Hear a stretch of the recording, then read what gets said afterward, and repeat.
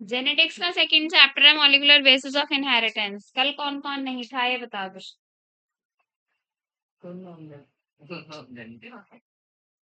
हम तो दूसरे वाला आ जाते यार।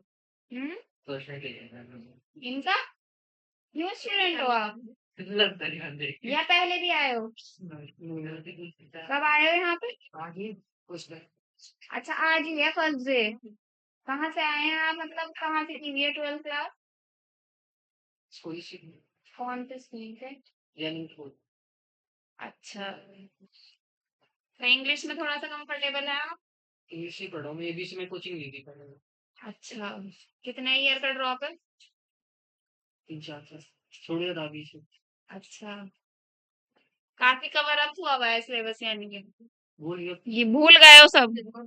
बस ठीक, चलो कोई नहीं, अब रिकॉल कर लेंगे। चलो भाई न्यू चैप्टर करेंगे। इसमें सबसे पहले हमें क्या पढ़ना है?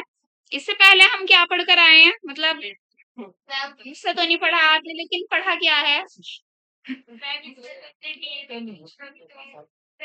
पहले वाले चैप्टर में क्या क्या पढ़ा है? जेनेटिक्स के पहले वाले चैप्टर में क्रॉसेस वगैरह पढ़ी है, मेंडल साहब के बारे में पढ़ा है। तो आज हम पढ़ेंगे फ्रेडरिक मिशर के बारे में। किसके बारे में? Frederick whatever you call it, अलग अलग ही कहते हैं सभी उनको। फ्रेडरिक मिशर, ठीक है। एसी ये अलग भी साउंड करता है स्पेलिंग में। अगर स्टार्टिंग में लिखा हो तो वो स्केड्यूल में आता है, बीच में आए तो श बोलते हैं इसमें ना, या कुछ और बोलते हैं। चलो, फ्रेडरिक फिशर जो थे, इन्होंने क्या किया था 1869 में? कब?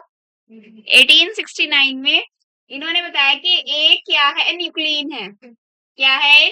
कोई सब्सटेंस है दैट इज न्यूक्लियन। इन्होंने नाम दिया कि कोई सब्सटेंस है जो कि क्या है, न्यूक्लियन है। बेसिकली उसके अंदर जेनेटिक मटेरियल है। क्या है उसके अंदर?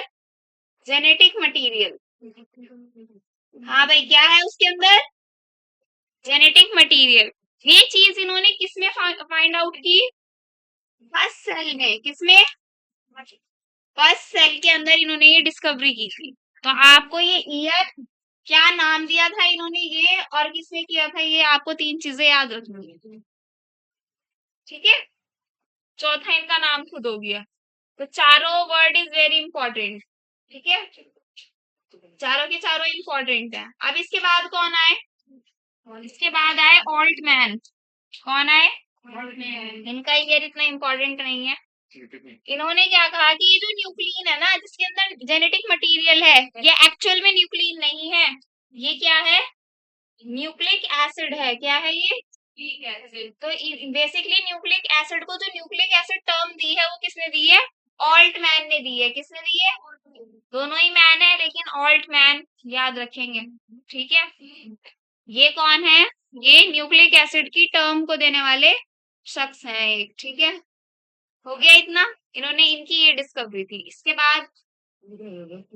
बाद न्यूक्लिक एसिड क्या होता है? अभी अभी बताया मैंने कि बिल्कुल यही वाली चीज है यहाँ पर भी। इन्होंने बोला था मिशर साहब ने कि न्यूक्लियन के अंदर जेनेटिक मटेरियल है। तो इन्होंने बोला है कि वो न्यूक्लियन नहीं है, वो न्यूक्लिक एसिड है। तो न्यूक्लिक एसिड क्या है? जेनेटिक मटेरियल वाला ही तो है, पूरा सब्सटेंस या कुछ और है? नहीं ना, जेनेटिक मटेरियल वाला ही तो है। तो जेनेटिक मटेरियल अभी अभी हम, या आप 11th क्लास से शुरू से ही दो चीजें पढ़ते हुए आ रहे हो, डीएनए एंड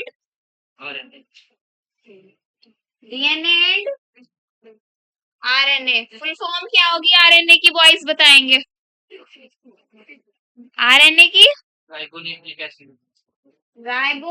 न्यूक्लिक एसिड क्या होती है?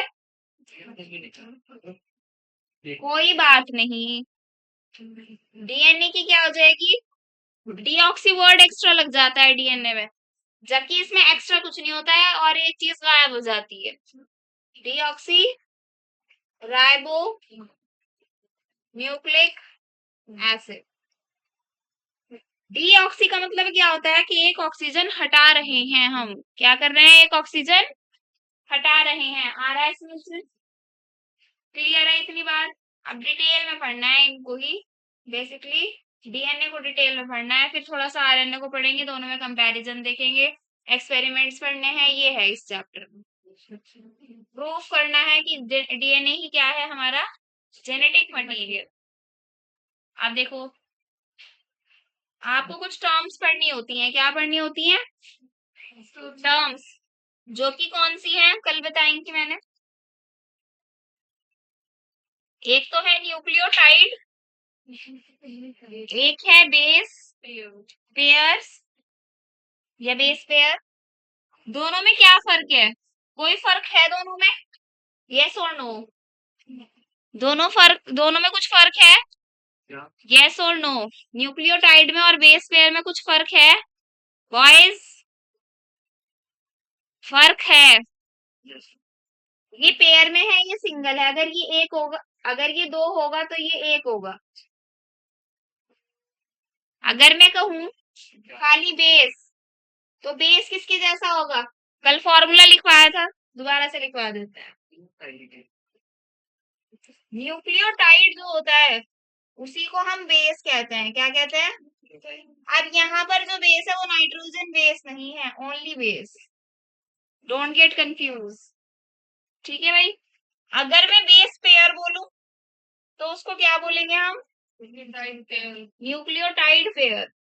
कोई प्रॉब्लम इतने में, इतने में कोई प्रॉब्लम है भाई, स्टेटमेंट में एजर्शन रीजन में आप कंफ्यूज हो सकते हैं यहाँ पर, इसलिए ये दो चीज बताई हैं। ये छोटी छोटी सी मिस्टेक्स हो जाती हैं जिसकी वजह से क्या हो जाता है, क्वेश्चन गलत हो जाता है। अगर पेयर लिखा हुआ है ना, तो चाहे उसके पहले न्यूक्लियोटाइड लिखा हुआ हो बेस लिखा हो, एक ही बात है, क्या है, एक ही बात है। लेकिन अगर दोनों के साथ क्या नहीं लिखा हुआ है, पेयर नहीं लिखा हुआ है, तो अलग बात हो जाएगी, अलग इन द सेंस इससे अलग हो जाएगी, वैसे वो अपने आप में दोनों में क्या है, इक्वल है। अभी हम चार ऑर्गेनिज्म का क्या लिखेंगे, न्यूक्लियो नंबर ऑफ न्यूक्लियोटाइड्स और नंबर ऑफ बेस पेयर लिखेंगे, उसमें क्लियर हो जाए। अब मैं आपको बता दूं, एक बेस पेयर में कितने न्यूक्लियोटाइड होते हैं, एक बेस पेयर में कितने न्यूक्लियोटाइड होते हैं, 2 न्यूक्लियोटाइड या फिर 2 बेस होंगे। क्लियर है बात, क्लियर है बात। पेयर है ना, पेयर में पेयर क्या होता है, जोड़ा, अ पेयर ऑफ शूज ही तो होते हैं, अ पेयर ऑफ सॉक्स, लेकिन अ पेयर ऑफ ट्राउजर्स नहीं बोलेंगे आप, या a pair of trouser, trouser exist ही नहीं करता है वर्ड, पैंट भी एग्जिस्ट नहीं करता है, इट्स पैंट्स, ट्राउजर्स। और सीजर्स, सीजर नहीं होता, ठीक है। क्यों, क्यों लगा रहे हैं एस, क्योंकि वो दो है खुद में ही, पेयर की बात अलग होती है, पेयर की बात समझ गए हो ना, पेयर वाला मसला। हाँ भाई, आप आगे समझ में, चलो देखो, यहाँ पर हम कुछ ऑर्गेनिज्म के नाम लिखेंगे, ठीक है भाई। यहाँ पर हम उनका जेनेटिक मटेरियल देखेंगे कैसा है कैसा नहीं,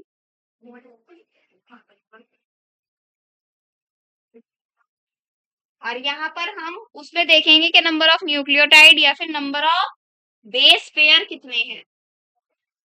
अब बार बार बताने की तो नीड नहीं है कि एक एक बेस पेयर में कितने न्यूक्लियोटाइड होते हैं, दो। बहुत से बच्चे ऐसे होते हैं कि उनको यही नहीं पता होता है कि एक बेस पेयर में 2 न्यूक्लियोटाइड होते हैं, या न्यूक्लियोटाइड और बेस पेयर भी अलग अलग होते हैं, बहुत गलती हो जाती है इसकी वजह से। नंबर ऑफ न्यूक्लियोटाइड्स या फिर number of base pair, base pair को ही हम शॉर्ट में क्या लिखते हैं, बीपी, शॉर्ट में लिखेंगे, लेकिन कैपिटल में अगर कर दोगे तो it is blood pressure, small में लिखेंगे तो क्या हो जाएगा, बेस पे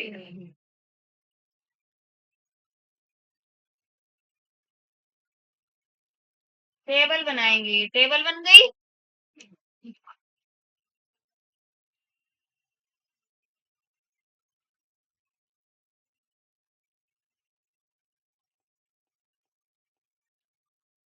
सबसे पहले हम लेंगे क्या, 5 into 174, व्हाट इट इज, क्या है भाई ये, बैक्टीरियोफेज। व्हाट इज बैक्टीरियोफेज,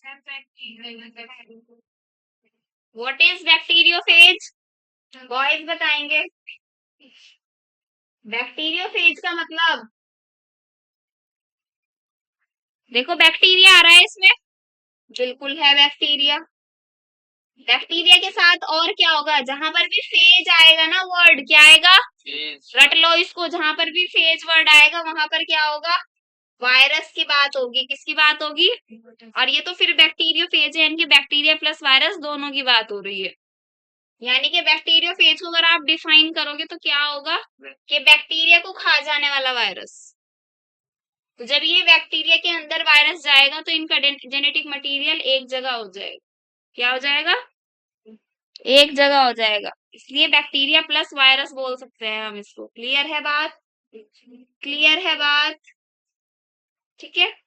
आगे देखो, अब ये देखो दुनिया में कितने सारे बैक्टीरिया हैं, बहुत सारे बैक्टीरिया हैं, सबसे ज्यादा बैक्टीरिया ही एग्जिस्ट करते हैं दुनिया के अंदर, फिर उनके मल्टीपल ऑफ नंबर्स भी होते हैं, ठीक है। अब ये देखो वायरस कितने होंगे, बहुत सारे होंगे, और बैक्टीरिया प्लस वायरस से हम क्या बना रहे हैं, बैक्टीरियोफेज बना रहे हैं, तो बैक्टीरियोफेज भी बहुत सारे होंगे, उनमें से एक है बेचारा 5 into 174, ठीक है। हाँ बेचारा समझ लो इसको, इसके पास बेस पेयर नहीं है, बस न्यूक्लियोटाइड। सबसे पहले लिखेंगे हम इसको, अकेला है ये बैक्टीरियोफेज 5 into 174 के नाम। और तो नहीं हो रहा ना, बस चलो दूसरा, क्या, सेकंड देखो, सेकंड हम कौन सा पढ़ेंगे, बताओ, लैम्डा बैक्टीरियोफेज, लैम्डा बैक्टीरियोफेज। अब देखो जैसे ये बैक्टीरियोफेज का एक नाम है, ऐसे ही एक बैक्टीरियोफेज का नाम क्या है, लैम्डा बैक्टीरियोफेज। फिर हम पढ़ेंगे ई कोलाई, ओए बस हो जाएगा तो बस जब मैं बोला करूँ। What is E coli, bacteria, क्या है ये, बैक्टीरिया। ह्यूमंस कौन है, हम नालायक हैं। देखो अब चलो, चलो बस इधर देखें, सिंगल स्ट्रैंडेड डीएनए किसके पास होगा, सिर्फ इसके पास होगा। सिंगल स्ट्रैंडेड मतलब एक धागे नुमा वाला, ठीक है। डबल स्ट्रैंडेड स्ट्रक्चर जो होगा डीएनए का, वो इन सबके पास होगा। एक चीज क्लियर हो गई, याद हो गई। सीरीज में ऐसे ही लर्न करना पड़ेगा आपको, ऐसे ही लर्न करोगे तो टाइम आपका ही सेव होगा। याद करो थोड़ा सा, कर एकेडमिक्स में पढ़ा हो आपने इसको, तो पूरा आधा या एक दिन लग गया होगा इसी को ही पूरे को याद करने में, बिना ट्रिक के। जिन्होंने जिन्होंने नहीं किया वो अब कर लो। चलो अब ये बताओ कि लीनियर कौन सा है और सर्कुलर कौन सा है, बताओ लीनियर कौन सा है, सर्कुलर कौन सा है। सेकंड और फोर्थ क्या है, लीनियर है। ये कैसा है, सर्कुलर होता है, कैसा होता है ये, सर्कुलर। ये भी कैसा होगा, सर्कुलर, और ये कैसा होगा, लीनियर। लीनियर तो समझते हो, linear is this, circular is this, ठीक है। क्लियर है भाई। अब हम इसके क्या पढ़ेंगे, नंबर ऑफ न्यूक्लियोटाइड्स या फिर नंबर ऑफ बेस पेयर। इसके पास पढ़ेंगे हम न्यूक्लियोटाइड्स, टोटल नंबर कितने हैं इसके पास न्यूक्लियोटाइड्स वो देखेंगे, और सबका हम क्या देखेंगे, बेस पेयर देखेंगे, और सबका क्या देखेंगे हम, बेस पेयर। क्लियर इतनी बात, 5 है, 5 नंबर ले लो, 5 में 3 प्लस कर दो 8 हो गया, कितनी डिजिट ऐड की है 8 में? 2। माइनस कर दो 8 में से, कितना आ गया? 6। तो 5386, 5386 सही बताओ।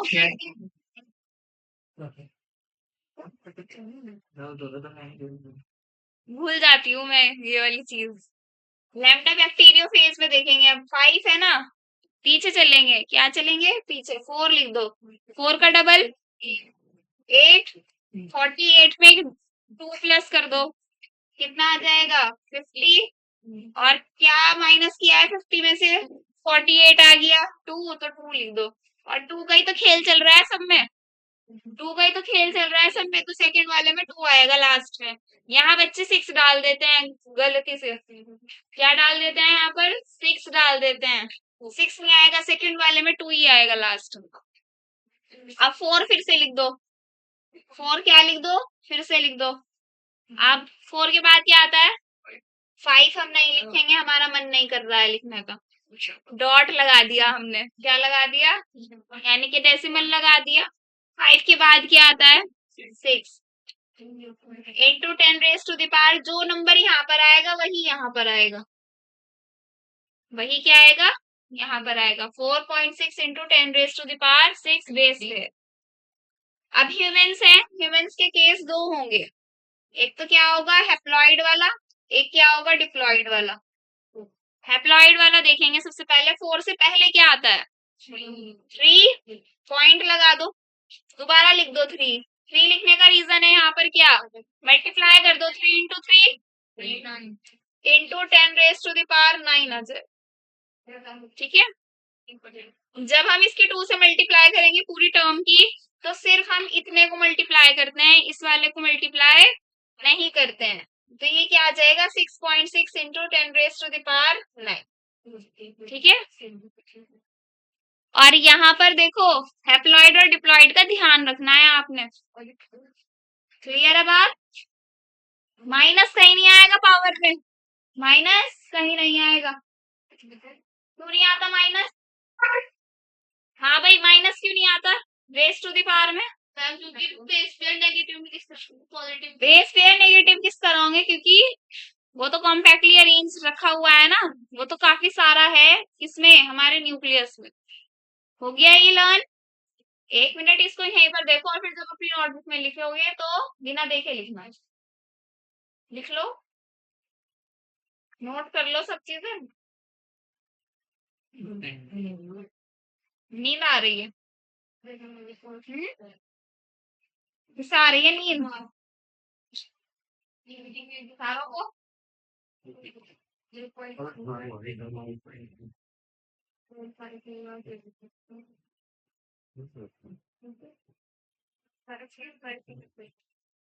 हो गया?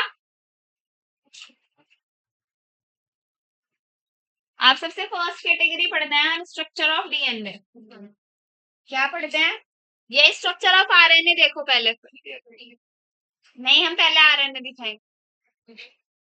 स्ट्रक्चर ऑफ आरएनए देखेंगे भाई। या स्ट्रक्चर ऑफ ये कर लो, स्ट्रक्चर ऑफ न्यूक्लिक एसिड कर लो। ठीक है, ये सही है। न्यूक्लिक एसिड कर लो, स्ट्रक्चर ऑफ न्यूक्लिक एसिड। करना तो आपको वही है, डीएनए का मेन। लेकिन डीएनए तक भी तो कहीं आएंगे ना चलकर, तो वो शुरुआत हो रही है बस चलने की। न्यूक्लिक एसिड जो भी होगा वो न्यूक्लियोटाइड से बना होगा, अभी भी हम देख कर आए हैं। न्यूक्लियोटाइड्स से ही क्या बनते हैं? पेयर्स बन जाते हैं। न्यूक्लियोटाइड से ही क्या बन जाते हैं? पेयर्स बन जाते हैं कि नहीं? समझ रहे हो बात? भाई ज्यादा नींद आ रही है क्या? थक गए पढ़ते पढ़ते? रिस्पॉन्ड करो फिर। न्यूक्लिक एसिड किससे बना हुआ है? न्यूक्लियोटाइड से, वेदर इट इज डीएनए और आरएनए। अब ये न्यूक्लियोटाइड्स जो होंगे उस एक न्यूक्लियो, अब ये जो आपका डीएनए और आरएनए है, यहाँ पर देखो पहले, डीएनए और आरएनए दोनों सिंगल स्ट्रैंड में एग्जिस्ट करते हैं। कौन नहीं करता है सिंगल स्ट्रैंड में एग्जिस्ट? कौन नहीं करता? डीएनए नहीं करेगा। और सिंगल स्ट्रैंडेड कौन होगा? आरएनए वो एक अलग बात है कि कुछ चीजें एक्सेप्शन में होती हैं, तो वहां यहाँ पर क्या आ जाएगा, सिंगल स्टैंडर्ड भी आ जाएगा और यहाँ डबल स्टैंडर्ड भी आ जाएगा। कुछ तो एक्सेप्शंस होंगे ना, तो बेसिकली चारों चीजें प्रेजेंट होंगी इन दोनों में। चारों मतलब दोनों चीजें प्रेजेंट होंगी दोनों में। आप देखो ये जो डबल स्टैंडर्ड है ये है क्या। हाँ, जैसे आप क्या करते हो, किसी के पास ईयरफोन है, ईयरफोन, अगर ये वायर में क्या करूं, ऐसे कॉइल कर दूं, ये हिल ना जाए। वायर देखा है आपने सबने, कॉइलिंग हुई भी होती है, क्या हुई भी होती है, वो रेड ब्लैक सा तार आता है एक, कॉइलिंग हुई भी होती है ना। अगर हम उसको थोड़ा सा फ्री कर दें ना, ऐसे खोल दें, तो बिल्कुल हमें कैसा लगेगा, डीएनए का स्ट्रक्चर लगेगा। कैसा लगेगा, तो वो दो क्या है, दो अलग अलग कलर के तार है ना, वहां पर वायर है, यहाँ पर दो धागे हैं, तो ये धागे भी तो किसी ना किसी चीज से बने होंगे, वो तार भी तो किसी ना किसी चीज से बने हुए हैं ना। तो ये किससे बने हुए होते हैं, न्यूक्लियोटाइड्स से। किससे, ये अगर हम ऐसे कर दें, ये अगर हम डीएनए को ऐसे सिंप्लीफाई कर दें, तो क्या होगा, देखो सिंपल दिख रहा है।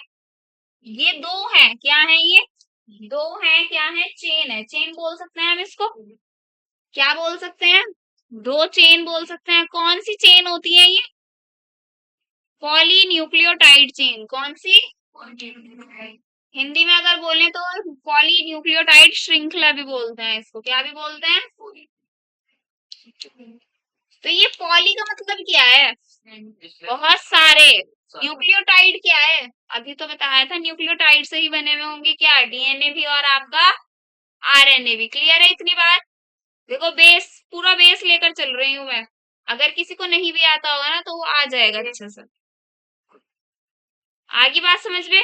तो ये दो चेन से बने हुए हैं, एक चेन ये है, एक चेन ये है, जब तो हुआ क्या आपका डबल स्ट्रैंडेड, क्या हुआ, तो मोनोमर क्या हो गया, डीएनए का मोनोमर, डीएनए का या फिर आरएनए का मोनोमर क्या हो गया बताओ, न्यूक्लियोटाइड। क्या हो गया, क्या हो गया आपका, न्यूक्लियोटाइड। तो यहाँ से आपको पता चल गया भाई, आपका चाहे आरएनए की बात करें हम सिंगल स्ट्रैंडेड की, या फिर डीएनए की डबल स्ट्रैंडेड की बात करें, सब चीजें किससे बनी हुई है, न्यूक्लियोटाइड्स से बनी हुई है। किससे बनी हुई है, तो मोनोमर क्या है, न्यूक्लियोटाइड। याद करो बायोमोलिक्यूल्स पढ़ाया था मैंने, उसमें भी डीएनए के बारे में थोड़ा सा बताया था, और हर चीज के बारे में, हर टॉपिक में क्या चल रहा था उसमें, कार्बोहाइड्रेट हो चाहे आपका प्रोटीन हो, मोनोमर पॉलीमर चल रहा था, कि ये किससे बने हुए हैं, मोनोमर पॉलीमर चल रहा था, याद करो थोड़ा सा। तो बस यहाँ पर हम डीएनए का मोनोमर क्या लिखते हैं, न्यूक्लियोटाइड। क्या लिखते हैं, अब एक न्यूक्लियोटाइड में क्या होता है, देखो एक न्यूक्लियोटाइड में क्या होता है, तीन चीजें होती हैं। क्या होता है, कौन कौन सी होंगी तीन चीजें वो, सबसे पहले हम लिखते हैं पेंटोज शुगर बीच में। देखो आप कहीं भी लिख सकते हो इसको, आप इसको कहीं भी लिख सकते हो, लेकिन मैं इसको बीच में लिखवाऊंगी। क्यों लिखवाऊंगी अभी पता चल जाएगा। इधर हम राइट हैंड साइड पर क्या लिखवाएंगे, नाइट्रोजन बेस, जिसको आप नाइट्रोजनस बेस भी बोल सकते। इधर क्या लिखूंगी मैं, फॉस्फेट ग्रुप। क्या लिखूंगी, फॉस्फेट। तो ये एक न्यूक्लियोटाइड के तीन कंपोनेंट होते हैं। क्या होते हैं, तीन कंपोनेंट। इसको शॉर्ट में पीजी भी बोल सकते हैं हम, इसको शॉर्ट में पीएस भी बोल सकते हैं अपनी कन्वीनियंस के लिए, इसको शॉर्ट में हम एनबी भी बोल सकते हैं। क्लियर है बात, क्लियर है बात। अभी डीएनए आरएनए की कलेक्शन में बात चल रही है, अलग अलग नहीं चल रही है कि खाली डीएनए की बात करूं। फॉस्फेट ग्रुप कहाँ से आया, फॉस्फोरिक एसिड से आया। किससे आया, अब पता चल गया एसिड है, नेगेटिव चार्ज कहाँ से आता है डीएनए के ऊपर, इस फॉस्फेट ग्रुप से आता है। किससे आता है, तो इससे क्या, आप देखो इसका स्ट्रक्चर कैसे होगा,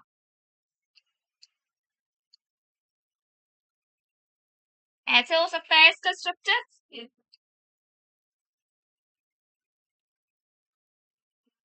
हो गया पूरा इसका स्ट्रक्चर किसका, फॉस्फोरिक एसिड का। किसका, फॉस्फोरिक एसिड का। अगर हर जगह से एक एक एच चला जाएगा तो नेगेटिव चार्ज आ जाएगा, फॉस्फेट ग्रुप बन जाएगा। बताने की तो नीड नहीं है। अब आ जाओ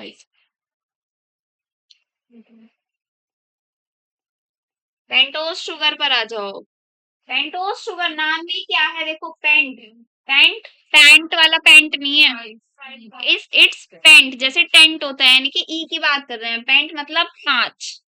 ठीक है, 5। तो यहाँ पर क्या होगा, 5 कार्बन का शुगर होगा। क्या होगा, 5 कार्बन का शुगर होगा।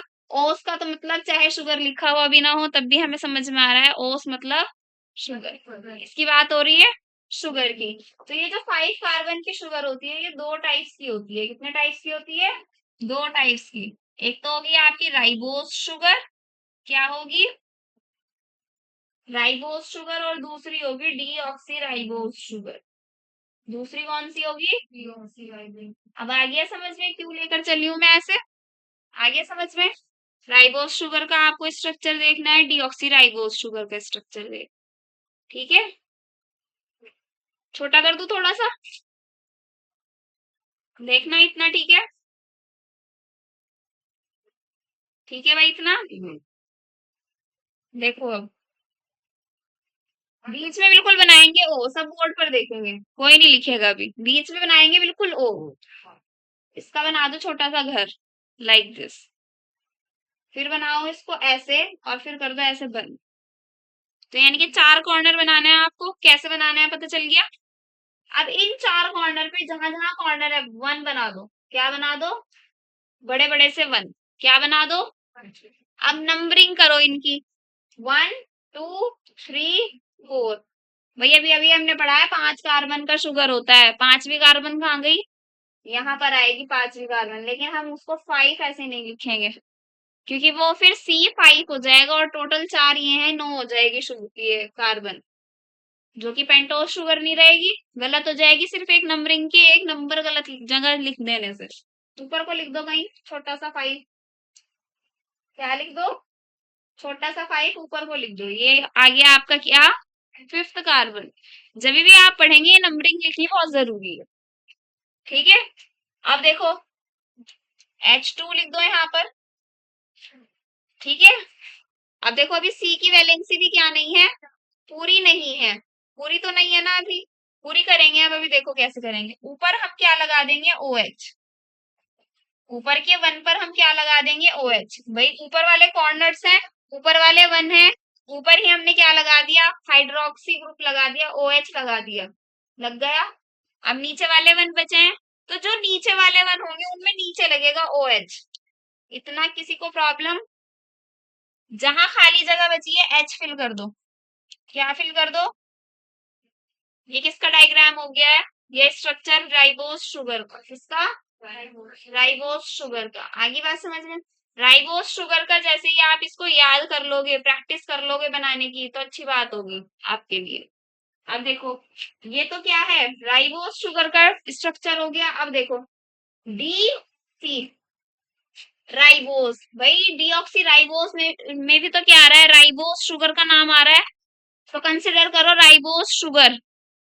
कंसिडर क्या करेंगे हम, इसी राइबोस शुगर को करेंगे। इस राइबोस शुगर में से कुछ हटाना है, क्या हटाना है, एक ऑक्सीजन हटाना है। क्या हटाना है, एक ऑक्सीजन हटाना है।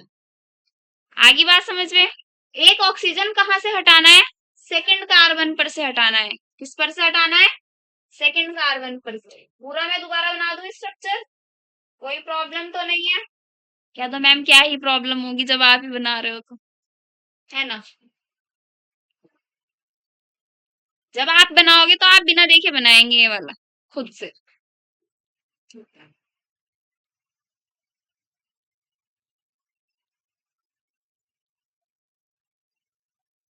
मैम वो नहीं आएगा वहां पे, हाँ मैं बता रही हूँ, रुको 1 मिनट। अभी हमें क्या करना है, सेकंड कार्बन पर से ऑक्सीजन हटाना है, अच्छी बात है, उसे कुछ मत कहो। तो देखो हम यहाँ से क्या कर देंगे, एक ऑक्सीजन को हटा देंगे, हटा दिया ऑक्सीजन को, ये डीऑक्सी राइबोस का क्या बन गया है, स्ट्रक्चर बन गया है। और अगर आपको और अच्छे से इसको करना है तो H यहाँ पर लिख, बिल्कुल इसके नीचे। तो सेकंड कार्बन पर से क्या हट जाएगा, एक ऑक्सीजन हट जाएगा, तो ये किसका स्ट्रक्चर बन जाएगा, डीऑक्सीराइबोस का बना लो इसको। बाकी, हाँ बाकी ऑक्सीजन लगे रहेंगे। अगर ऑक्सीजन भी हम ज्यादा रिमूव करने होते ना तो नाम नहीं दिया हुआ होता, डी डाईऑक्सी, डी ट्राईऑक्सी, डी टेट्राऑक्सी, इस तरह दिया हुआ होता। डीऑक्सी का मतलब ही क्या है कि एक ऑक्सीजन रिमूव होगा। ठीक है, और कहाँ से होगा? सेकंड कार्बन पे से होगा। कहाँ से होगा? ट्राई होगा तो तीन होंगे। जो रूल है भाई, सेकंड से ही करना है आप।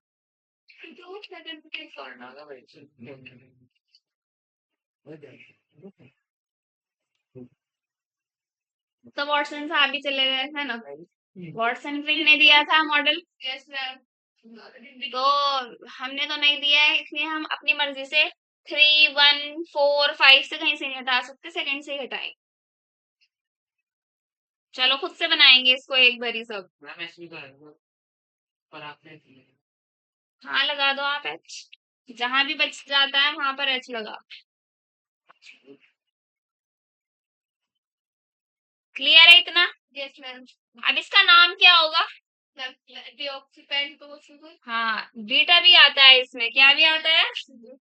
Beta ribose sugar. क्यों आता है बीटा? क्योंकि इसमें सिस फॉर्म दिया हुआ है। ये कैसी फॉर्म है? सिस फॉर्म है ये। सिस फॉर्म तो समझ दो, सिस और ट्रांस वाला केमिस्ट्री में। बस ये स्ट्रक्चर में ही क्या है, ये OH OH सिस फॉर्म की तरह बिहेव कर रहे हैं, ये इनका नाम आ जाएगा beta ribose sugar. Alpha gamma कुछ नहीं आएगा, बीटा ही आएगा। अब बीटा वाली आपने अगर बात पढ़ रखी होगी तभी तो आप बीटा वाले पे करोगे ना। अगर ऑप्शन में क्या दिया हुआ कि भाई नाम बताओ ऐसे स्ट्रक्चर का, स्ट्रक्चर दे दिया आपको और लास्ट में ऑप्शन दे दिया नन ऑफ दीज, खाली राइबोस शुगर नहीं आया या डीऑक्सीराइबोस शुगर नहीं आया, लिखा हुआ अल्फा बीटा गामा करके आ गया और फिर नन ऑफ दीज आ गया, तो आप तो नन ऑफ दीज पे कर दोगे, है ना, या अल्फा पे कर दोगे, लेकिन बीटा पे करना है। ठीक है, क्यों करना है इतना नहीं पूछेगा, लेकिन मैंने बता दिया सिस फॉर्म की वजह से।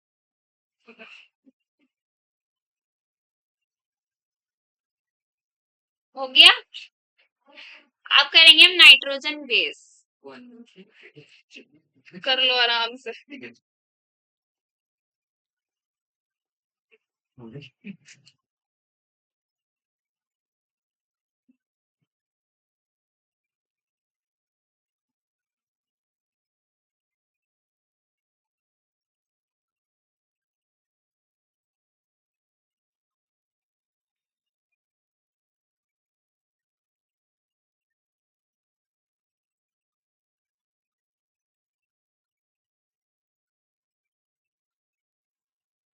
आपका टेस्ट हो गया था सेक्सुअल रिप्रोडक्शन वाले का, फ्लावरिंग प्लांट हुआ नहीं?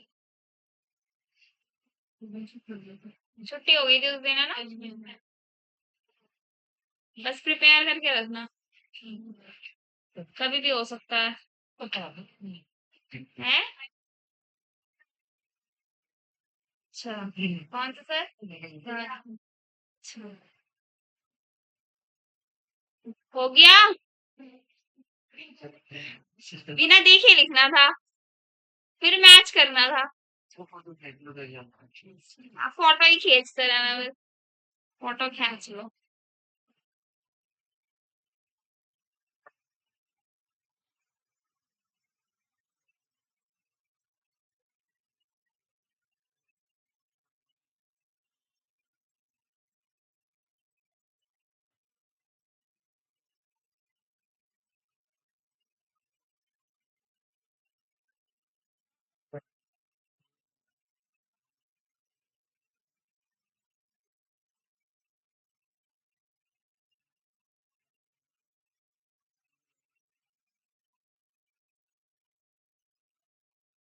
हो गया भाई। बॉयज अभी तो ये जाएगा थोड़ा ही ना, फिर रहना आराम से। नाइट्रोजन फेस देखेंगे अब। नाइट्रोजन बेस ये आपके 2 टाइप्स के होते हैं। कितने टाइप्स के होते हैं? टू टाइप्स के, कौन कौन से? Purines and pyrimidines, purines and pyrimidines। Purines में कौन कौन आता है? एडेनिन गुआनिन आता है। प्यूरिन्स में कौन आता है? एडेनिन आएगा, गुआनिन आएगा। बॉयज क्या हो गया? क्यों नहीं, यहाँ से भी आ रही है। साइटोसिन हो जाएगा इधर, और क्या हो जाएगा? थायमिन हो जाएगा, और यूरेसिल हो जाएगा। देखो अब सब चीजें बता चुकी हूँ, बायोमोलिक्यूल्स में रिपीट कर रही हूँ। आपका अगर हम डीएनए की बात करें तो डीएनए में ये भी होगा, ये भी होगा, ये भी होगा और ये होगा, यूरेसिल नहीं होगा। ठीक है, यूरेसिल किस में होगा? सिर्फ आरएनए में। किसकी प्लेस पर? इसकी प्लेस पर। ये सिर्फ किस में होगा? डीएनए में। और आरएनए में ये तीन चीजें होंगी, लेकिन आरएनए में टी की जगह क्या होगा? सिर्फ और सिर्फ यूरेसिल होगा। यूरेसिल किसकी जगह होगा? थायमिन की जगह। तो आरएनए में और डीएनए में दो डिफरेंस पता चल गए। एक तो क्या, थायमिन की जगह यूरेसिल होता है किसमें? आरएनए में। और दूसरा, राइबोस में सेकंड कार्बन पर ऑक्सीजन होगा और डीएनए में सेकंड कार्बन पर ऑक्सीजन नहीं होगा, यानी कि एब्सेंट होगा। ठीक है, दो डिफरेंस पता चल गए। दोनों ही कैसे हैं? नेगेटिवली चार्ज पार्टिकल्स हैं।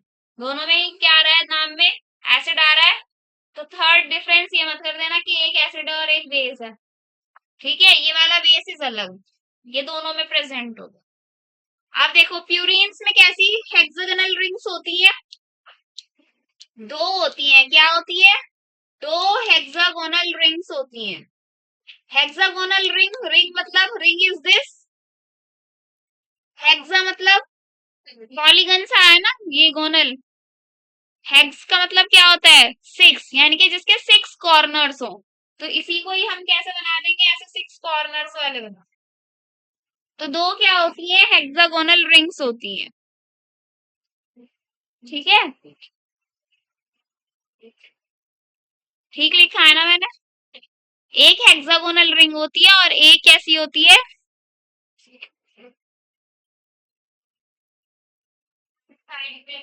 एक पेंटागोनल रिंग होती है। पेंटागोनल होती है ना एक, पेंटागन ही तो बनेगा इधर। एक होगी हेक्सागोनल और एक क्या होगी? पेंटागोनल। तो हेक्सागोनल रिंग प्रेजेंट होगी इसमें कितनी? कितनी? एक। और एक क्या होगा? पेंटागोनल रिंग होगी। और सिर्फ पिरिमिडीन्स में क्या होता है? सिर्फ और सिर्फ एक हेक्सागोनल रिंग होती है। सिर्फ क्या होती है? एक हेक्सागोनल रिंग। भाई ये उसमें स्टेटमेंट में भी तो आ सकती है ना ये वाली चीज? आ सकती है कि नहीं? बिल्कुल आ सकती है। स्ट्रक्चर बायोमोलिक्यूल्स में याद करो, एक पेपर पे बहुत सारे क्या थे? स्ट्रक्चर्स थे। उसमें सबसे नीचे थे स्ट्रक्चर कुछ। मैंने आपको सारे बताए थे तब। अब बस मैं जनरल स्ट्रक्चर बता रही हूँ। क्या बता रही हूँ? बस जनरल स्ट्रक्चर बता रही हूँ।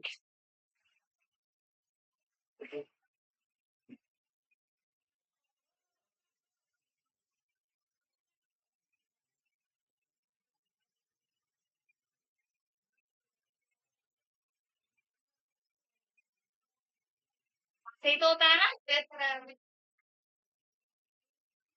देखो भाई, आपको क्या करना है? एक है, इधर देखेंगे सब। आपको क्या करना है? एक हेक्सागोनल रिंग बनानी है। बना दी?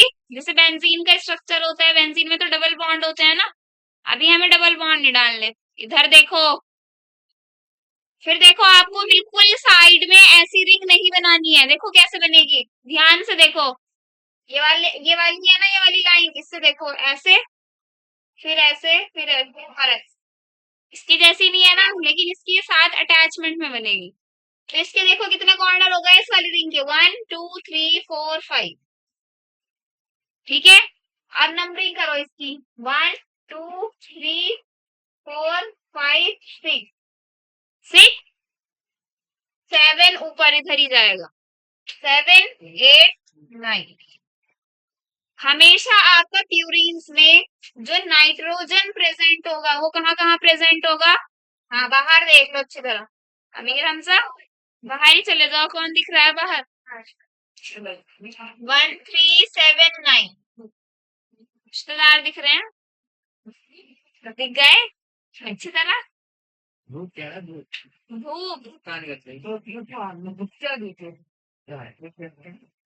देखो अब क्या करेंगे हम, चाप इधर देख लो, बदतमीजी मत करो। फर्स्ट कार्बन पे से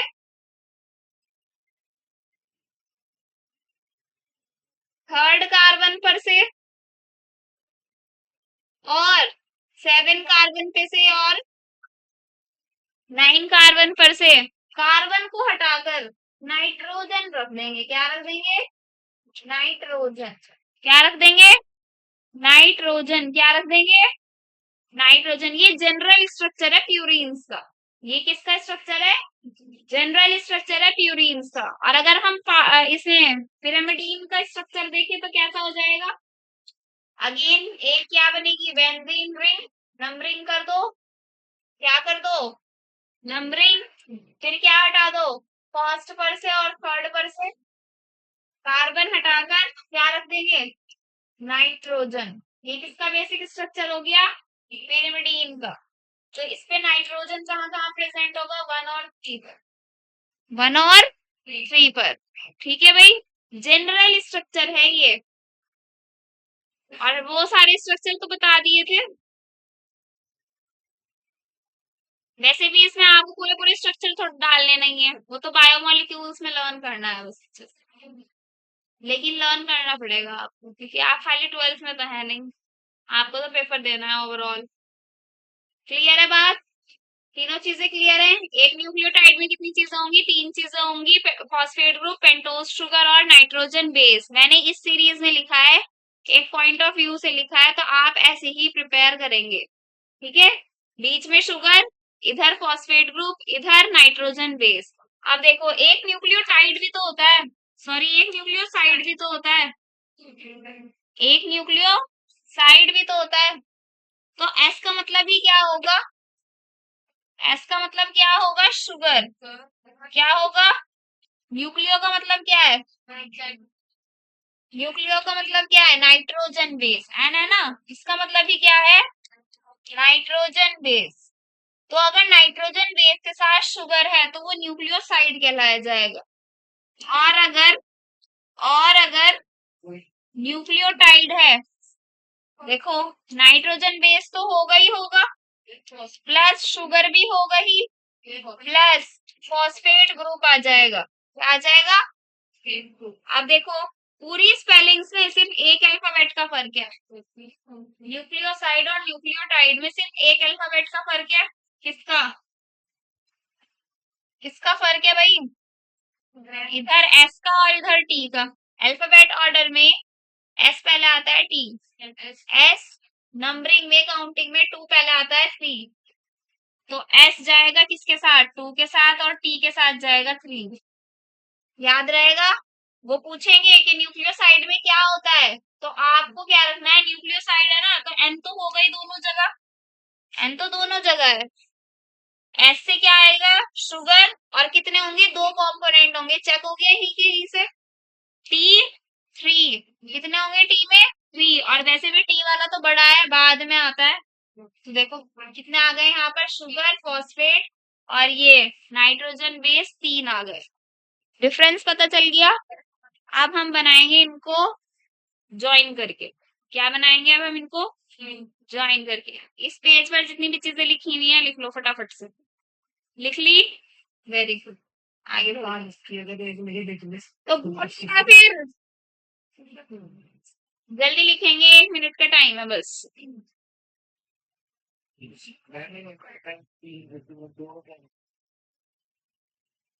अभी बता रही हूँ अलग। न्यूक्लियोटाइड में टी आ रहा है ना, टी का मतलब थ्री, और वो आ रहा है एस। एस को वैसे भी अगर हम कैसे बनाए, उल्टा करके बनाओ इसको, सॉरी एस को उल्टा करके बनाओ, कैसे बनेगा? टू जैसा बन जाएगा। टू जैसा बन जाएगा ना, अब बनाया ना सही। एस को उल्टा कर दो, टू है तो टू चीजें आएंगी इसमें, कौन कौन सी? भाई याद करने की ट्रिक है ये, और चीज में टेक्नोलॉजी लग रही है। है, चीज में टेक्नोलॉजी बता रही है। हाँ वो बोल रहे भाई, बहुत कंफ्यूज होते हैं इसमें न्यूक्लियोसाइड में और न्यूक्लियोटाइड में, और आप भी बड़े बड़े भी हो जाते हैं। तो मैंने तो बस ये देखा था कि भाई इसमें एस आ रहा है, इसमें टी आ रहा है, एस टू जैसा लगता है और टी का तो मतलब है ही क्या, थ्री।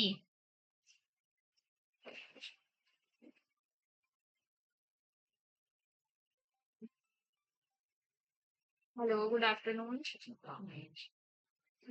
ठीक हूँ, आप बताइए। क्या बस 3:30 बजे है। हाँ, अभी तो मैं लेक्चर दे रही हूँ, करती हूँ आपसे बात, कॉलेज में। हो गया, हो गया भाई या नहीं? एजाज हो गया? बोल नहीं सकता लड़का। यार बोलेगी, मैं यार बोलेगी, चल, क्या करने दे। डीएनए और आरएनए में डिफरेंस बताएंगे, चलो भाई।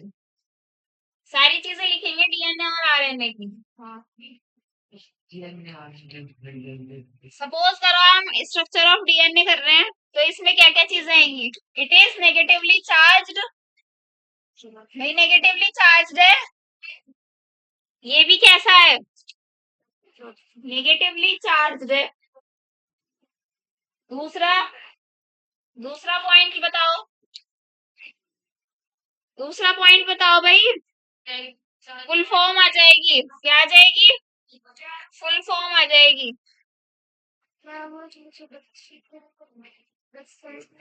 फुल फॉर्म आ जाएगी भाई दोनों की। तीसरा पॉइंट,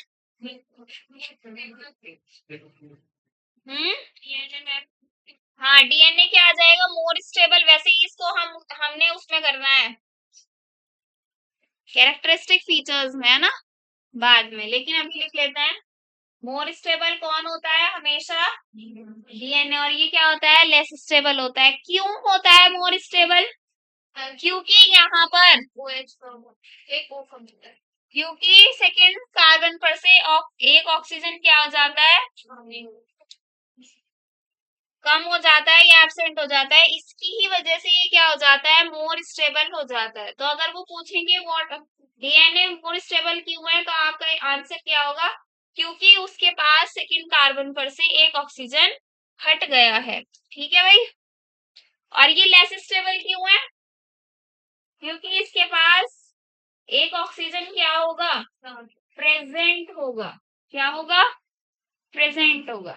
ठीक है, लास्ट बताओ। हाँ, लेस रिएक्टिव, मोर रिएक्टिव। एक और बता दो चलो, एक और बता दो। हाँ,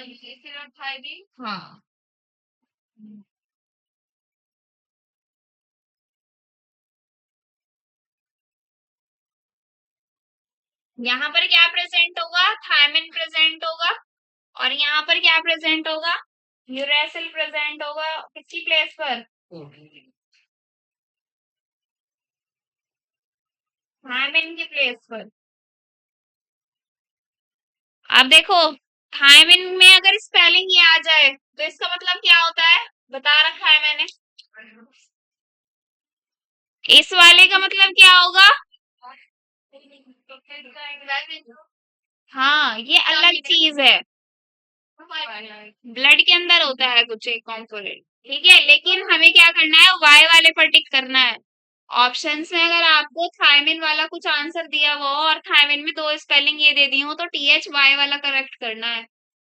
THIA वाला नहीं, THIA वाला कुछ और कंपोनेंट है। ठीक है, क्लियर है?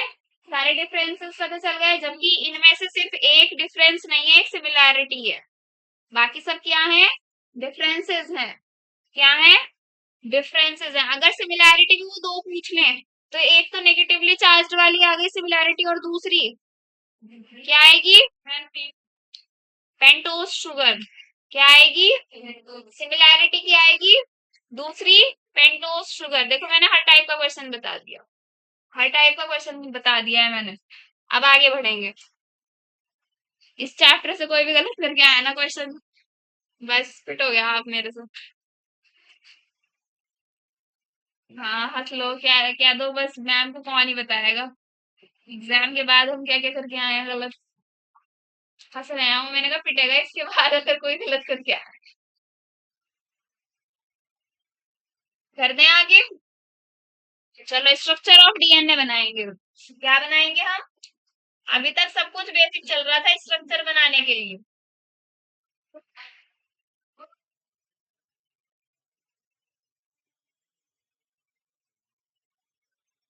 डीएनए का स्ट्रक्चर बनाने के लिए हमें न्यूक्लियोटाइड, पॉलीन्यूक्लियोटाइड बनाना पड़ेगा, और पॉलीन्यूक्लियोटाइड बनाने के लिए हम सबसे पहले न्यूक्लियोटाइड बनाना पड़ेगा। अभी तक तो हमने क्या देखा था कि एक न्यूक्लियोटाइड में 3 चीजें होती हैं, लेकिन वो 3 चीजें भी किसी ना किसी चीज से जुड़ी हुई होंगी, और किस तरीके से जुड़ी हुई होंगी वो देखेंगे। सबसे पहले देखो हमने बीच में क्या लिखा था? Pentose sugar. डीएनए की बात हो रही है, डीऑक्सीराइबोस शुगर बना दो। ठीक बना रही हूँ?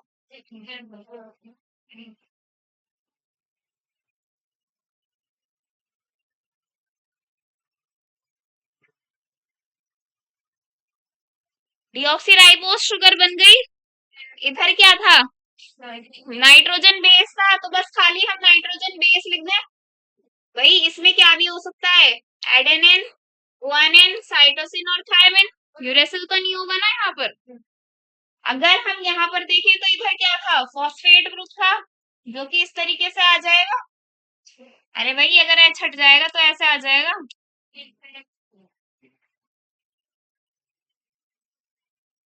तो ये तो चीज लिखी है, यही तो चीज लिखी है। फॉस्फेट ग्रुप में से अगर हम क्या कर देंगे, H पॉजिटिव को हटा देंगे, तो O के पास कैसा चार्ज आ जाएगा? नेगेटिव चार्ज आ जाएगा। देखो P एक है, O कितने हैं? 1 2 3 4, 4 आ गया यहाँ पर। नेगेटिव चार्ज कितने हैं? 3, तो 3 नेगेटिव। क्लियर है बात? क्लियर है बात? किसी को अगर बनाना है ये बना लेना आप अपना स्ट्रक्चर। देखो अब ये चीज यहाँ से अटैच होगा। कहाँ से अटैच होगा? फर्स्ट कार्बन से क्या अटैच होगा आपका? नाइट्रोजन बेस अटैच होगा। अब आप याद करो, नाइट्रोजन बेस का भी तो स्ट्रक्चर है, वो हम अभी हमने सिंप्लीफाई करने के लिए नहीं बनाया, लेकिन वो पूरा स्ट्रक्चर भी तो बना हुआ होगा ना। बना हुआ होगा कि नहीं बना हुआ होगा? तो कौन से कार्बन से अटैच होगा? यहाँ तो चलो C1 है, कार्बन 1 है। ये कौन से कार्बन से होगा अटैच, या फिर नाइट्रोजन से? बताओ जल्दी से। नाइट्रोजन से होगा। किससे होगा? कौन से नाइट्रोजन के नंबर से होगा? 1379। 1379 9 से होगा। किससे होगा? 9। किससे होगा? इधर का कार्बन 1, इधर का नाइट्रोजन 9। ये भी याद करना है, ठीक है। और इस लिंकेज को क्या बोलेंगे हम? N glycosidic linkage. क्या बोलेंगे? N glycosidic linkage. देखो जब आप ऐसे याद करोगे ना तो स्ट्रक्चर में रखने में प्रॉब्लम तो नहीं हुई, या हुई है प्रॉब्लम? वही का वही उठा कर रख दिया, बस अब लिंक कर रहे हैं। और यहाँ पर ये अटैच होगा इसके साथ, इसके साथ अटैच होगा ये ऑक्सीजन के साथ। ठीक है, अब मुझे ये बताओ, यहाँ पर भी ऑक्सीजन है, यहाँ पर भी ऑक्सीजन है, कौन सा बॉन्ड बनेगा? Ester bond. कौन सा बॉन्ड बनेगा? और देखो इधर फॉस्फोरस है, तो फॉस्फो एस्टर बॉन्ड बनेगा। फॉस्फो एस्टर बॉन्ड बनेगा। अब मुझे ये बताओ, आप तो फॉस्फो डाई एस्टर बॉन्ड या फिर फॉस्फो डाई एस्टर लिंकेज पढ़ते हो, वो दो में बनेगा। ये क्या है? एक न्यूक्लियोटाइड है। जब भी एक न्यूक्लियोटाइड होगा तो क्या होगा? हमेशा फॉस्फो एस्टर बॉन्ड या फिर फॉस्फो एस्टर लिंकेज होगा। बॉन्ड और लिंकेज एक ही बात है, ठीक है भाई। बॉन्ड और लिंकेज एक ही बात है। लेकिन अगर हम दो न्यूक्लियोटाइड यानी कि डाई न्यूक्लियोटाइड को जोड़ेंगे, अगर हम एक न्यूक्लियोटाइड को जोड़ रहे हैं तो क्या आएगा? फॉस्फोएस्टर बॉन्ड आएगा, इनके मोनोएस्टर बॉन्ड आएगा। मोनो मतलब एक, क्या आएगा? चाहे तो आप मोनोएस्टर बॉन्ड लिखो, चाहे वो ऑप्शंस में देख लेना, चाहे आप क्या लिखो, फॉस्फोएस्टर बॉन्ड। ध्यान से समझना ये वाली चीज। अगर हम दो न्यूक्लियोटाइड यानी कि डाई न्यूक्लियोटाइड जोड़ रहे हैं तो फिर क्या आएगा? तो फॉस्फो डाइएस्टर बॉन्ड हो जाएगा। क्या हो जाएगा? Phosphodiester bond. Boys समझ में आ रही है बात? न्यू स्टूडेंट आ रही है समझ में? अब देखो, अगर हम थ्री न्यूक्लियोटाइड को जोड़ते हैं तो, यानी कि ट्राई न्यूक्लियोटाइड को जोड़ेंगे तो, चुप रहना गर्ल्स, अगर हम तीन न्यूक्लियोटाइड को जोड़ेंगे तो कौन सा बॉन्ड आएगा? नहीं, हमेशा अब यही रहेगा। अब कितने भी जोड़ते जाओ आप, क्या रहेगा? फॉस्फो डाई एस्टर बॉन्ड ही रहेगा। ट्राई जोड़ो, चार जोड़ो, पांच जोड़ो, कितने जोड़ो, पॉली जोड़ो, तो पॉली न्यूक्लियोटाइड में क्या रहेगा? फॉस्फो डाइएस्टर बॉन्ड रहेगा। क्यों रहेगा अभी बता रहे। इतना हो गया, लिख लो इसको।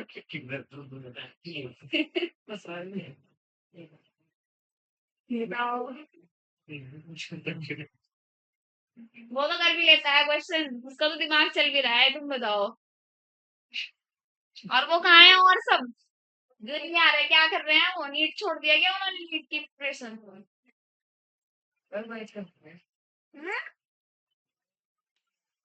निकल नहीं आ रहा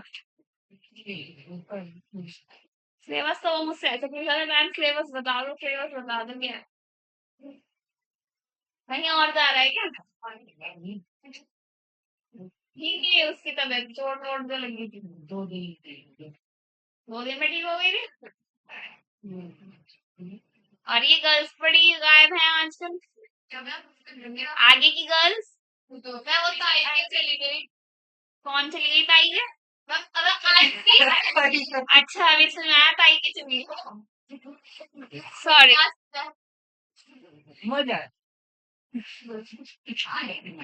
वो तो वहां जा रहे हैं लाइफ, काफी सारे बच्चे।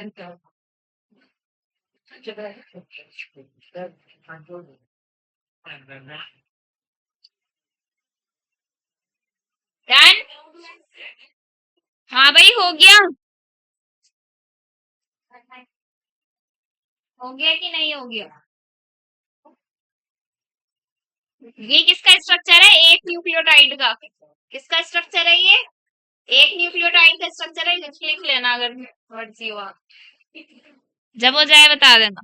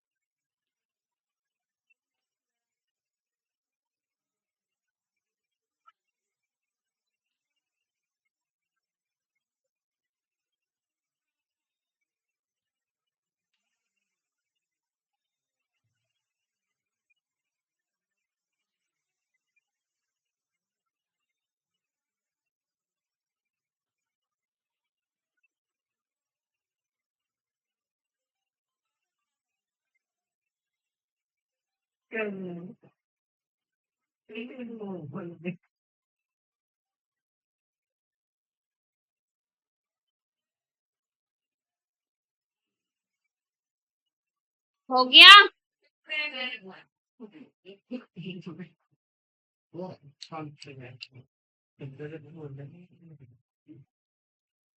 पॉलीमेरिक स्ट्रक्चर बनाएंगे। अब क्या बनाएंगे? Polymeric structure.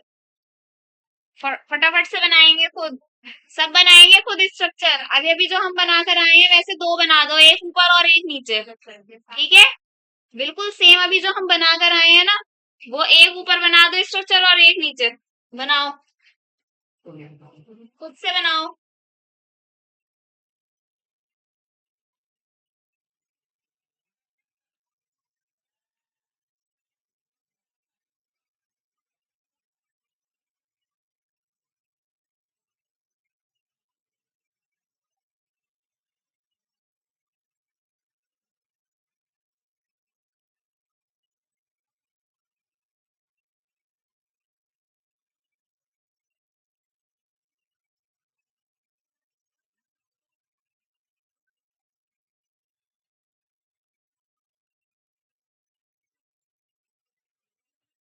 बन गया? बन गया भाई अच्छे से?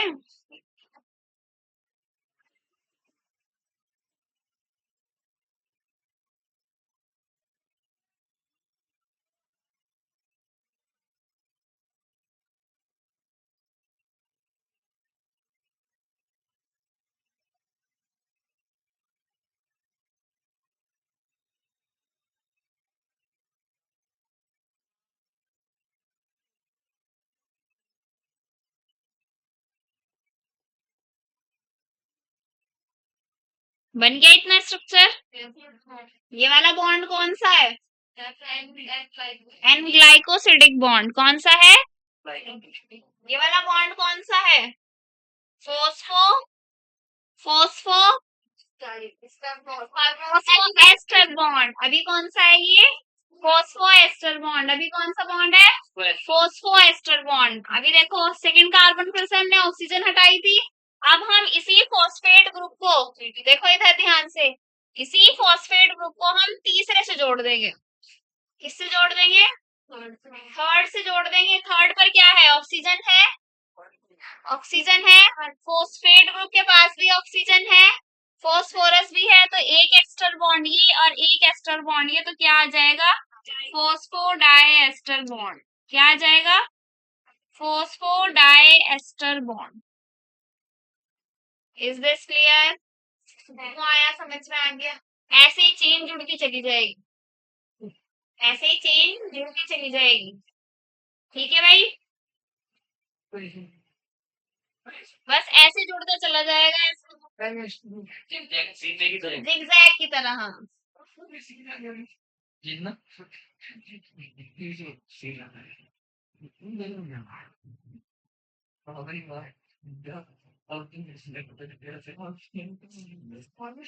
मीर हमजा बताना इसका बॉन्ड का नाम क्या है?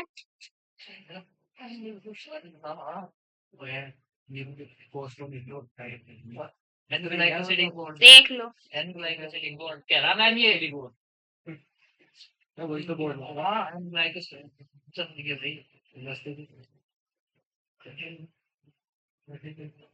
हो गया? डन?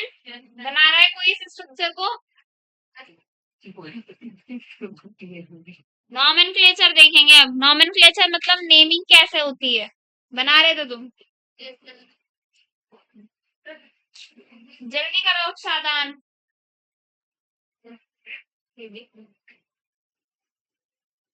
नॉमेनक्लेचर देखेंगे इसके बाद। बस दो बनाकर, जो ये व्हाइट वाले हैं पहले ये डाल दो और फिर ये वाली चीज डाल दो, फोस्फोडाइएस्टर बॉन्ड। डन? अब करेंगे हम नोमेनक्लेचर। सबसे पहले आरएनए का करोगे या डीएनए का?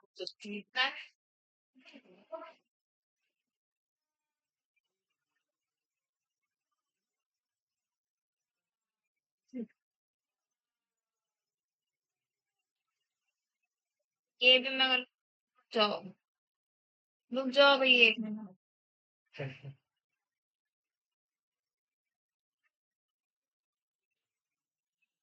नॉमेनक्लेचर देखेंगे।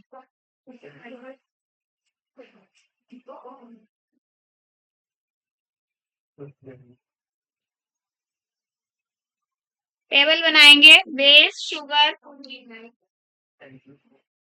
Nucleoside, phosphate group, nucleotide.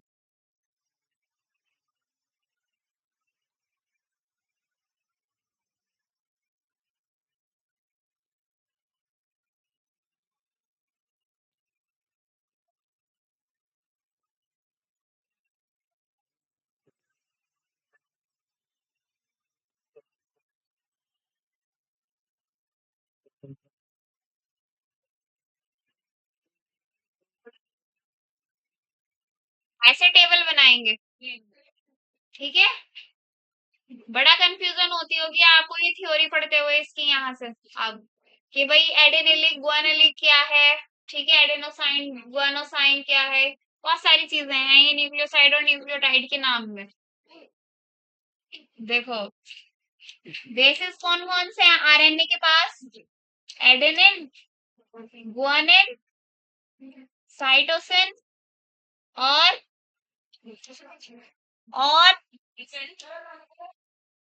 DNA के पास कौन कौन से हैं?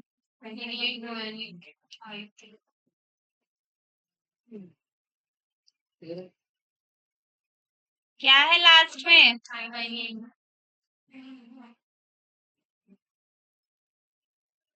ठीक है भाई। शुगर कौन सी है आरएनए में? शुगर कौन सी है? पेंटोस में भी कौन सी वाली है? राइबोस। क्या नाम है उसका? बस सारी तो ना लिखूं। यहाँ पर कौन सी शुगर है? डीऑक्सीराइबोस। न्यूक्लियोसाइड में अब नाम देखो, बेस भी है नाइट्रोजन बेस, क्या भी है? नाइट्रोजन बेस भी है और शुगर भी है, क्या बन जाएगा? न्यूक्लियोसाइड। इसलिए बीच में न्यूक्लियोसाइड रखा है। ठीक है, चलो बताओ नाम क्या क्या बन जाएंगे? एडेनिन में राइबोस अगर लग जाएगा तो एडेनोसिन। क्या बन जाएगा? गुआनोसिन। साइटोसिन तो पहले खुद से ही है तो साइटेन हो जाएगा। क्या हो जाएगा? वो पिरामिडिन डिन वाला नाम लग जाएगा अब। साइटिडिन। साइटिडिन ही होगा ना। यूरासिल का क्या हो जाएगा? यूरिडिन। ठीक है, अब इसमें बताओ।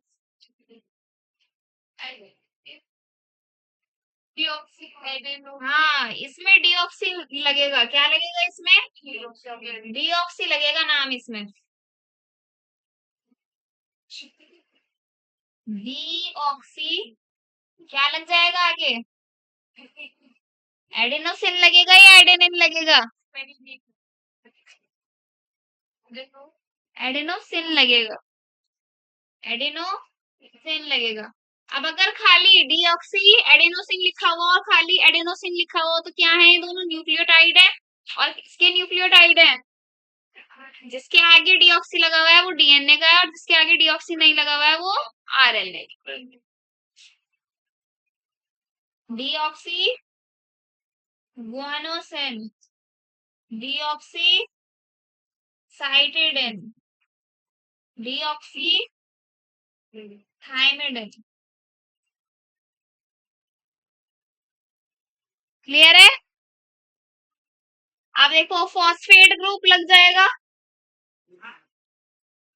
लग जाएगा फॉस्फेट ग्रुप सब में। फॉस्फेट ग्रुप किससे आया है? फॉस्फोरिक एसिड से आया है। अब इसके सामने सारे क्या लग जाएंगे? एसिड एसिड वाले नाम लग जाएंगे। क्या आ जाएगा यहाँ पर? एडेनिलिक एसिड, या जो भी आप बोल रहे हो। Guanylic acid, cytidylic acid, uridylic acid. Clear है इतना? इसमें बताओ, इसमें क्या आ जाएगा? इसमें क्या आ जाएगा? सारे ऊपर वाले नाम आ जाएंगे, डीऑक्सी लग जाएगा बस। क्या लग जाएगा? डीऑक्सी लग जाएगा।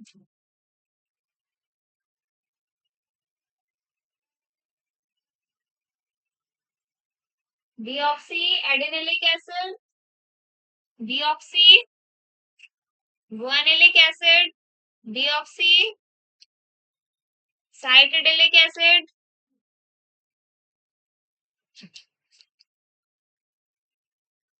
Deoxy thymidylic acid.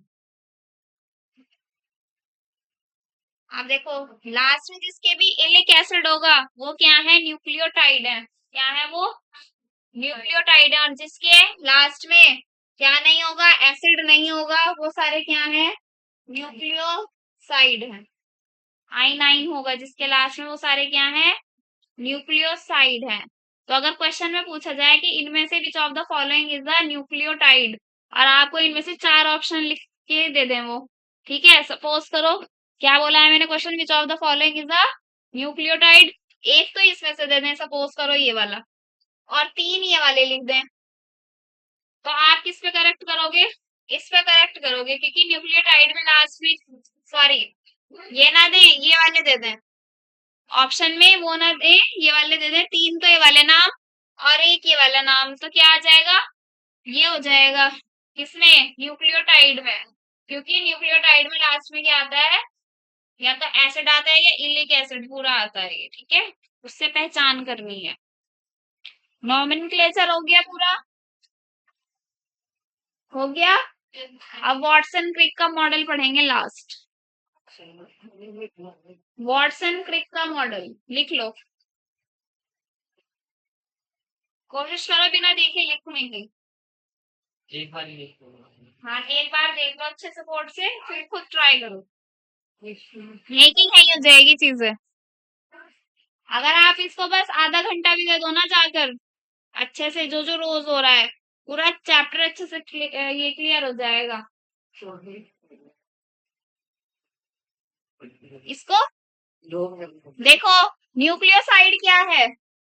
Nitrogen base और शुगर। तो नाइट्रोजन हमने यहाँ लिख दिए बेसिस और यहाँ पर शुगर लिख दी, तो वो मिलाकर क्या हो गया? न्यूक्लियोसाइड हो गया।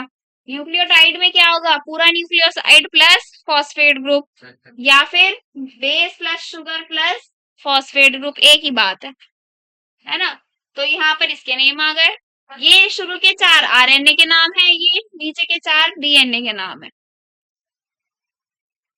ठीक है? 4 4 कैटेगरी क्यों बनी? क्योंकि 4 4 बेस होती है। हो गया? और बताना है। न्यूक्लियोटाइड इज इक्वल्स टू एक और क्या आ गया आपका फॉर्मूला? लिख लो फॉर्मूले में, फॉर्मूले में लिख लो।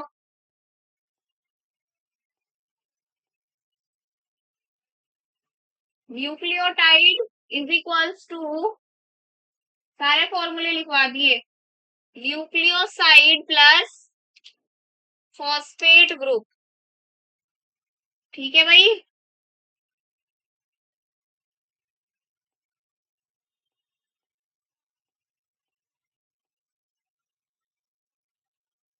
हो गया टेबल? बॉयज हो गया? लास्ट में कर लेना। चलो कर लो कर लो।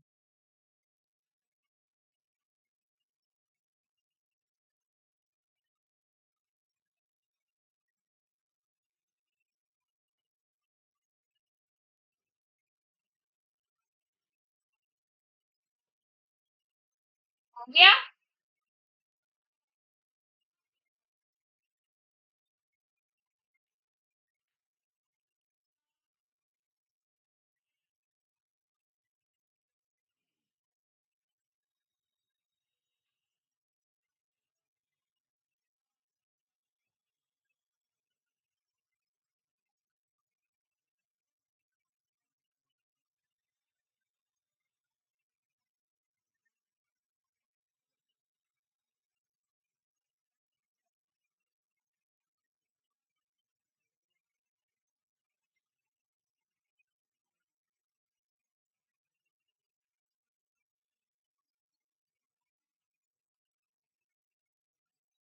Done.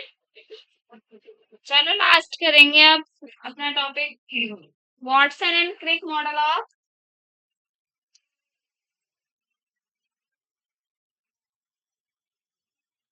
Watson and Crick model of DNA. चलो कलरफुल सा डायग्राम देखो इनका।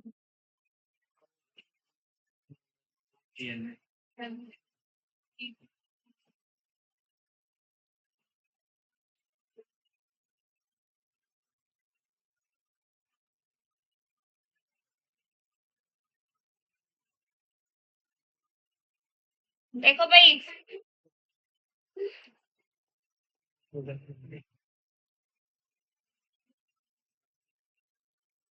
जैसे जैसे मैं बना रही हूँ बनाते हुए चलो सब बच्चे।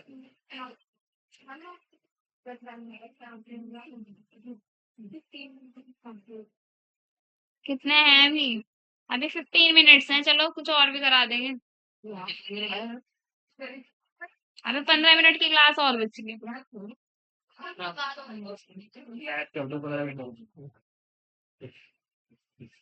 चलो कोई नहीं। देखो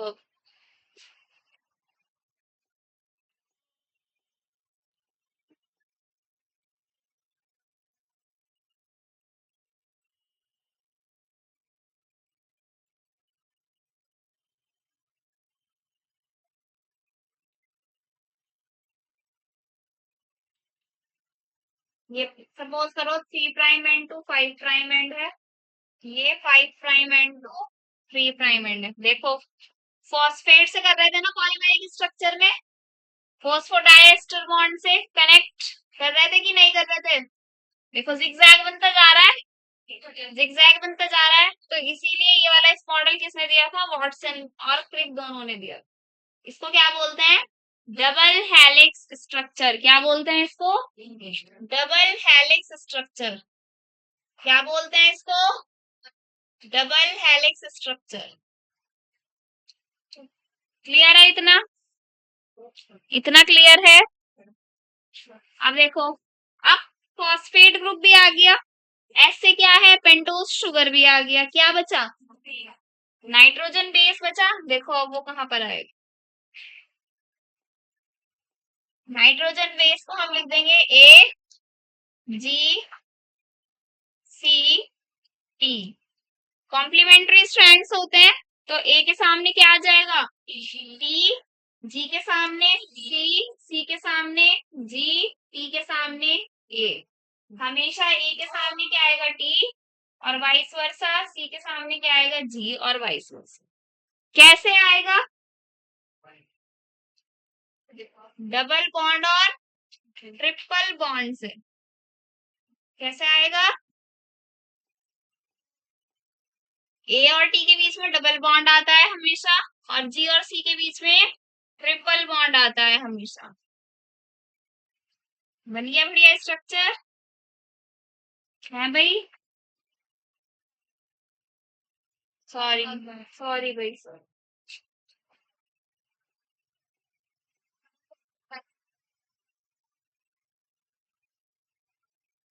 ठीक है, ठीक है भाई।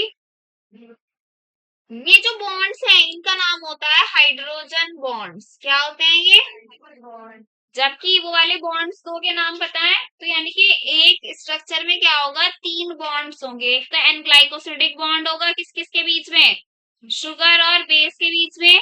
और इसके बीच में क्या होगा? फॉस्फेट ग्रुप और शुगर के बीच में फॉस्फो एस्टर बॉन्ड। अगर दो हम यानी कि डाइन्यूक्लियोटाइड से पॉलीन्यूक्लियोटाइड तक मिलाते चले जाएंगे तो फिर क्या आ जाएगा? फॉस्फो डाई एस्टर बॉन्ड आ जाएगा। और नाइट्रोजन बेसिस के आपस में क्या होंगे? हाइड्रोजन बॉन्ड्स होंगे। क्या होंगे? ए और टी के बीच में 2 होंगे, और सी और जी के बीच में हमेशा 3 होंगे। क्लियर है इतनी बात? क्लियर है? अब ये जो पूरा एक बना है इतना, दूसरे कलर से ले लेते हैं इसको भी। कौन सा बचा कलर? ये जो आपका इतना है,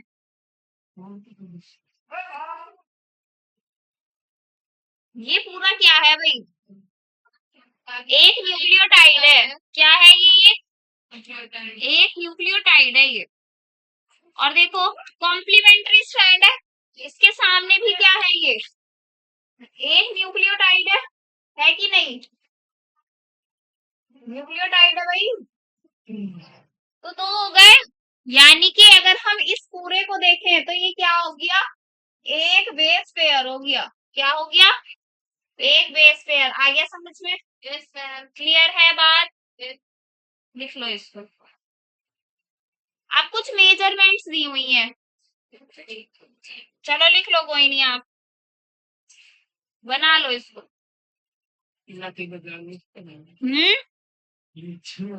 देखो मैंने अलग अलग कलर से बनाया, बना भी लो और इसकी फोटो भी ले लो।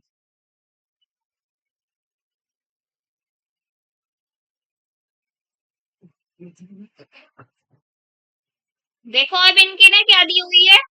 मेजरमेंट्स दी हुई है। इसके बीच का ये जो डिस्टेंस है वो कितना होता है? यानी कि डायमीटर कितना होता है इसका? 20 एंगस्ट्रॉम। एक एंगस्ट्रॉम में कितने मीटर होते हैं? 10⁻10। एक एंगस्ट्रॉम में कितने मीटर्स होते हैं? 10⁻10 मीटर। और एक बात और बताऊं मैं आपको, नैनोमीटर में भी आ जाती है इसकी। तो अच्छे अच्छे बच्चे, मतलब जिनको पूरा अच्छे से सब कुछ पता होता है, वो भी गलती कर देते हैं। एक नैनोमीटर में कितने मीटर होते हैं? 10⁻9। एक पिकोमीटर में कितने होते हैं? 10⁻12। बच्चे कहेंगे मैम कहाँ चले गए आप मैथ्स में, है ना? तो हमारे लिए तो ये दोनों है बस फिलहाल। ठीक है भाई। इसकी इनकी आपस में कितनी होगी यहाँ से यहाँ तक लेंथ? एक हेलिक्स जो होता है ना, ये वाला एक हेलिक्स, इसमें कितने होते हैं ये पेयर्स? 10 होते हैं। कितना होता है? 10। और इतने की कितनी होगी? 34 नैनोमीटर। 34 नैनोमीटर। और एंगस्ट्रॉम में 3.4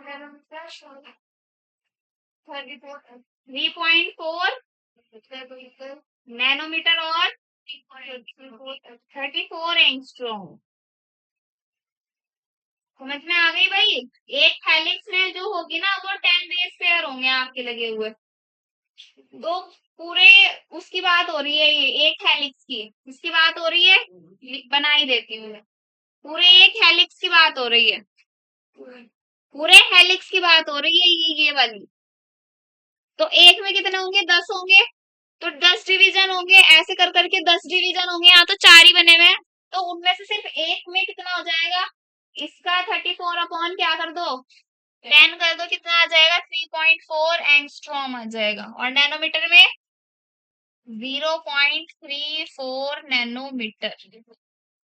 देखो ये अच्छे से बच्चों ने रटी हुई होती हैं चीजें, लेकिन वो क्या करते हैं, हमने तो एंगस्ट्रॉम में पढ़ा है, एकेडमिक्स में बुक्स में जो लिखा हुआ होता है वो नैनोमीटर में पूछ लेते हैं। इसी से टिपिकल बन जाता है वो क्वेश्चन। ठीक है। मेरा भी गलत हुआ था ये जब मैंने किया था ये वाला क्वेश्चन सॉल्व, मेरा भी गलत हो गया था ये। एक मैंने 0 एक्स्ट्रा लगा दी थी ये वाली नैनोमीटर में, तो बड़े बड़ों से भी हो जाती है ये गलती। खैर, सारी लिखवा दी मैंने इसीलिए। क्लियर है बात? हो गया ये पूरा।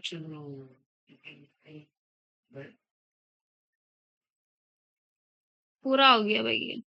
टाइम में अभी नहीं हुआ पूरा। टाइम में भी 8 मिनट है। अभी इसी में लिखवानी है चीजें, स्ट्रक्चर पूरा हुआ है। पूरा लिख लिया ना सब चीजें? थोड़ी बना लो इसको। मतलब समझ आ रहा है? थोड़ा थोड़ा अभी आदत शुरुआत है ना, नहीं पड़ेगी। कोई नहीं, आप कल दोबारा पूछ लेना जो नहीं आया होगा समझ, पढ़ लेना घर जाकर।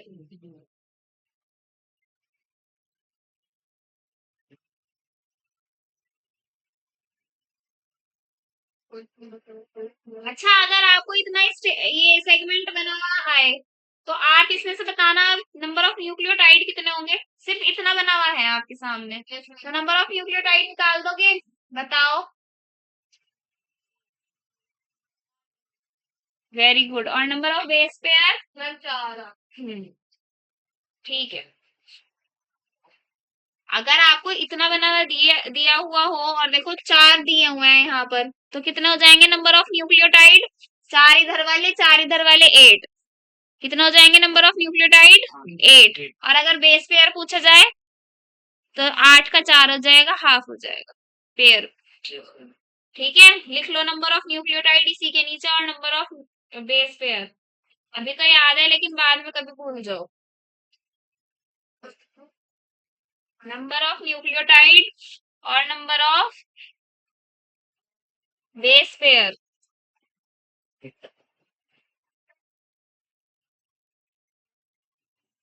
पूरे में नहीं पूछा, सिर्फ जितना बना हुआ है उतने में।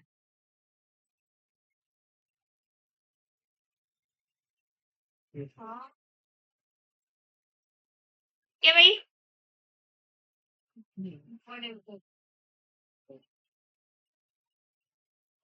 अगर हम हैप्लॉइड में ह्यूमन के कितने क्या निकालें, नंबर ऑफ न्यूक्लियोटाइड निकालें, तो क्या हो जाएगा? हैप्लॉइड का नंबर क्या था? पूरा का निकाले ना, अगर हम पूरे ह्यूमन का, तो इसकी मल्टीप्लाई किससे कर देंगे? 2 से कर देंगे, तो क्या आ जाएगा? ये न्यूक्लियोटाइड्स आए हैं। क्या आए हैं ये? न्यूक्लियोटाइड्स। कब केस में? ह्यूमन के हैप्लॉइड केस में। अब ये क्या निकाले हम? ह्यूमन के हैप्लॉइड वाले केस में नंबर ऑफ न्यूक्लियोटाइड निकाले हैं बेस पेयर से। आगे बात समझ में? तो वो पूरा भी पूछ सकते हैं आपसे इस तरीके से। कंफ्यूज नहीं होना है, बस अच्छे से पढ़ना है क्वेश्चन को।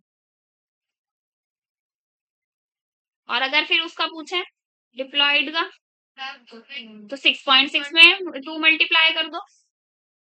6.6 में क्या कर देंगे, फिर 2 से मल्टीप्लाई कर देंगे, फिर डिप्लॉयड का आ जाएगा क्या, नंबर ऑफ न्यूक्लियोटाइड्स। क्या आया है, नंबर ऑफ न्यूक्लियोटाइड्स। और अगर किसी जैसे हमने न्यूक्लियोटाइड किसका पढ़ा था, 5 into 174 का, उसमें न्यूक्लियोटाइड पढ़ा था, उसमें अगर बेस पेयर पूछे तो 2 से डिवाइड कर दो बस उसको।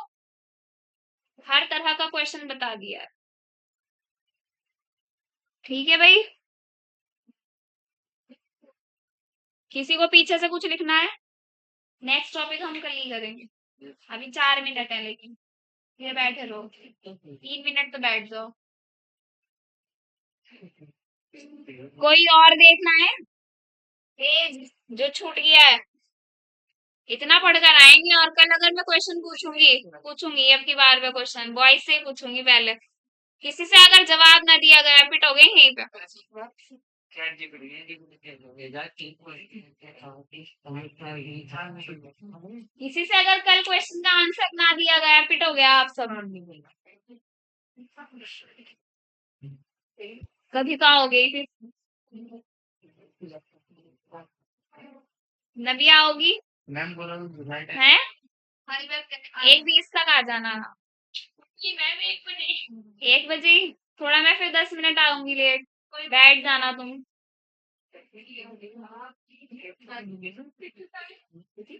तो ही कहीं बच गया, एक तो ही कहीं पे बच गया है, मुझे 1:20 ही लग जाएंगे आने में। कोई नहीं, नमाज पढ़कर आ जाओ आराम से। मुझे लगा भी 12:30। अच्छा, आई थी बीच में तो।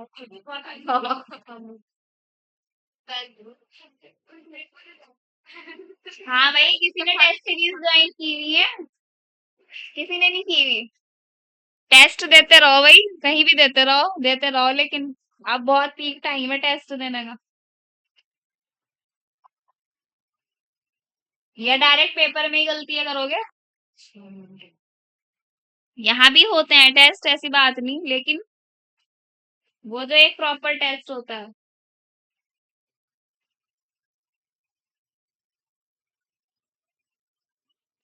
या बस टाइम ही पास कर रहे हो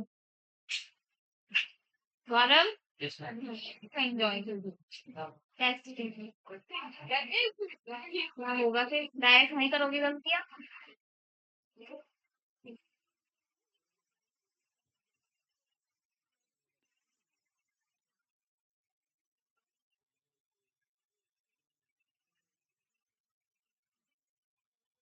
गर्ल्स ने की हुई है।